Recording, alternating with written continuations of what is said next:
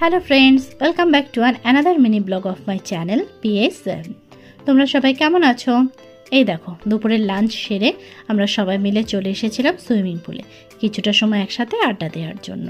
এখানে আমার বড় আমায় শেখাচ্ছিল কী করে আন্ডার ওয়াটার সুইমিং করতে হয়, বাট বৃথা চেষ্টা, কারণ সুইমিংটা আমি একদমই জানি না। বাট এই টিউবগুলোতে সবাইকে সাঁতার কাটতে দেখে আমি ভাবলাম একবার ট্রাই করে দেখি, তাই আমার বরের থেকে এটা নিয়ে নিলাম।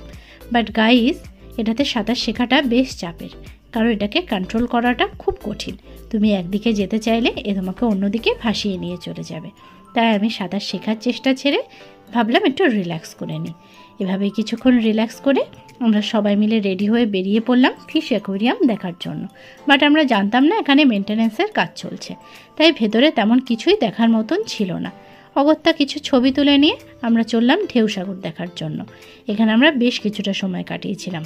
ব্লগটা কেমন লাগলো জানিও। টাটা।